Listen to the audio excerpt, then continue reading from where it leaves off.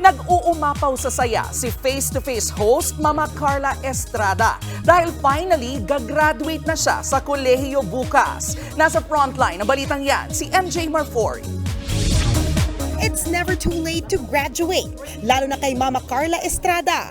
At 48, with bonggang career sa show na face-to-face at syempre, pagiging hands-on mom. Naisingit pa nga ni Mama Carla na magtapos ng Bachelor of Science in Office Administration. Ito yung pangarap kong hindi ko matupad-tupad kasi maaga akong nagtrabaho at bumuhay ng pamilya, no? And finally, I said, hindi ako titigil na hindi ako makapagtapos ng pag-aaral kasi gusto ko rin na itinuturo mo sa mga anak mo, dapat good example ka. Sa kabila ng nakamit na marangyang buhay, back to basics na raw ang mga bagay na mahalaga kay Mama Carla. Kaya ang graduation celebration niya bukas. Mga anak ko nag-agawan sila saan kami kakain, 'di ba? So, nauwi kami sa bahay dahil parang intimate yung nangyayari and talagang napaka-importante sa amin. Gusto namin sa amin lang. So sabi, nag-decide kami ni Daniel na sa bahay na lang kami after. Hindi lang daw regalo sa kanyang sarili ang makapagtapos at magkaroon ng diploma dahil regalo rin ito ni Mama Carla sa kanyang mommy Thelma.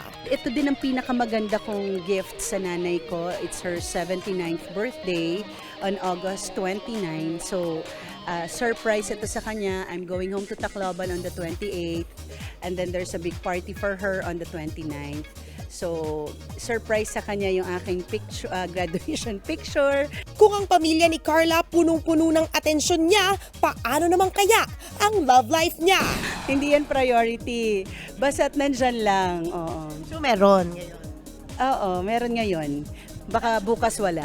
At dahil hindi nga priority ang puso, tutok siya ngayon sa pagtulong sa mga itinatampok nila sa face-to-face. Iniingatan na namin because ayoko naman magmukhang gusto mo lang mag face-to-face at baka sakaling matulungan ka ni Ma'am She Carls. Okay, don't get me wrong, na iintindihan natin at nalalaman natin sino talaga yung mga karapat-dapat na tulungan. Ito yung mga halos di ng mga makalakad o wala na talagang kapasidad na kumilos at kumita pa or more on inspirational din yung buhay nila. Sarap din kasing tumulong yung walang-wala na yung tao pero naririnig mo ang storya niya, tinutulungan pa niya yung iba. Napapanood ang face-to-face weekdays, 11 a.m. bago ang EAT.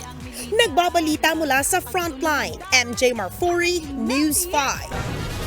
Mga kapatid, Cheryl Cosip po, huwag maging huli at maging una sa lahat para sa tuloy-tuloy na balitaan at karagdagang impormasyon sa mga napapanahong issue ng lipunan. Tumutok lamang at mag-subscribe sa social media pages ng News 5.